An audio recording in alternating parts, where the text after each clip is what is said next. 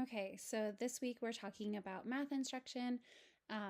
So when I started reading the chapter, one kind of interesting topic or like snippet that I pulled was the quote, research suggests the rigor of math instruction in special education classrooms does not match that of general education classrooms, and students who receive instruction in special education classrooms do not receive instruction grounded in the principles of effective math instruction outlined by the National Council for Teachers in Mathematics. Um, I'm sure like this is true. I kind of felt odd hearing it because I feel like we as special education teachers predominantly are giving instruction based off of what our students need, and so since I have students that are like on alternate assessment where they're not taking classroom assessments, or my students are self-contained, I look at like the curriculum for the general education, but also my students are multi-grade levels behind or high need or just needing something different. So I wouldn't say like our instruction is necessarily bad. I think it's just different. So that was kind of just a snippet that I pulled out. I'm sure they're not the same. You can't, it's apples and oranges when you're comparing the two. I think as much as special education teachers try to like adapt curriculum for general education, I know in my sense where I'm teaching level 3 with more severe special needs students, that the general education curriculum is just not appropriate to modify. So I kind of wanted to pull that snippet out because I thought that was pretty interesting.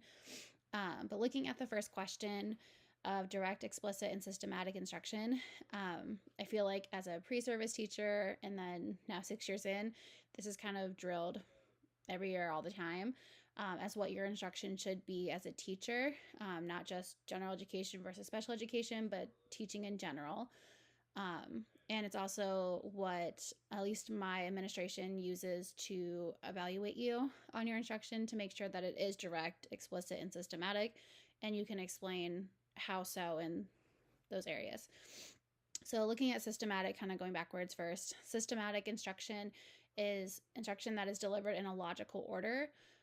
So you wouldn't start like the example of like calculus before foundational math, which is kind of extreme. But like if we're, looking at elementary math that I teach, I'm not looking at the most complex skills first. I'm looking at what do my students need foundationally to reach complex skills. Not to say that they're never going to get there, but I just can't jump over a million hurdles to do that. They need to have foundational skills. Something I've kind of noticed with teaching, and especially like level 3, is sometimes we're kind of stuck in that foundational skills part, and we kind of get nervous about moving into more complex. But I think it's just important to remember that kids will surprise you in many different ways with that. And so in my classroom, when I'm planning units, since I don't have a lot of students that are doing the general education classroom curriculum, I'm looking at different resources, and unfortunately, I think this is almost like a nationwide thing, and I'm sure some people in here could also relate to that. Special education teachers and very much level 3 teachers are not really given the tools or curriculum to teach high need students. So it's been tricky to really look at like how I'm going to progress skills when I don't have a viable and guaranteed curriculum. And that's something as our district we've been talking about. But for me, when I'm looking at skills that I want to teach, usually I'll teach like a week as like a unit, or like a month. And it's a pretty big unit. And so I'm looking at what skills are foundational and needed before we get to those more complex skills. And so all of my like goals or instruction is kind of based off progression of skills, so that I'm giving kids the foundation in order to do more complex things.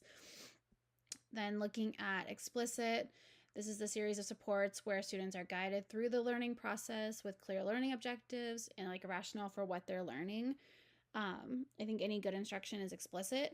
And so I know the article I talked about like using computer-based learning is not explicit or a great model. But so then for me, when I'm looking at like explicit instruction, it is the For me, it's the CRA model, and I was like jumping for joy weirdly that the chapter talked about this, because this has been a really huge thing for me the last 6 years of teaching. I remember my very first year, I went to a like math conference, and they were talking about CRA, and it kind of just became the framework for all of the teaching that I do. And so CRA is the concrete, representative, and abstract model. And so when I'm planning any of my math units, depending on where my students are, I'm looking through that model for where skills can go. So, like, for example, currently we're learning addition for a lot of my friends, and a lot of them will be in the concrete model for a very, very long time. For some of them, based on their need, it might be for years.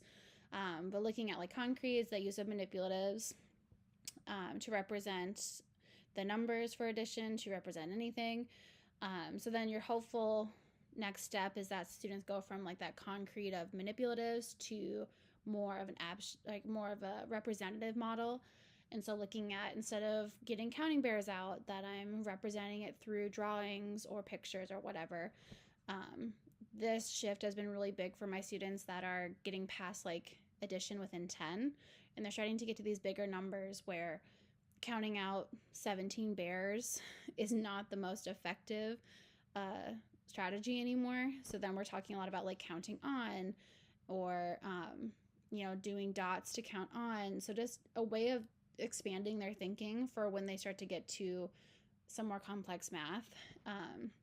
And then of course the abstract is not needing those tools. They're using numbers and symbols to solve problems.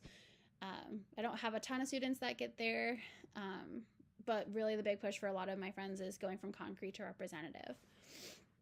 And then finally, looking at direct instruction, I feel like this is a big talking point with a lot of evaluations. So for me, I use the I do, we do, you do model, which I think is pretty universal for all teachers. I think it's really taught in pre-service, and then you kind of just keep doing it. And this just looks different depending on my students' needs. Sometimes we're very heavy in the I do and we do. I always make sure I model first, and I model plenty of times so my students know this is what's expected and this is how I do it. And sometimes based off of if the skill is a little bit trickier or we're just not grasping it as much, we'll stay in the we do for the entire lesson. And then maybe next time we'll get into more you do, and they feel more confident. So then second question is looking at strategies and interventions.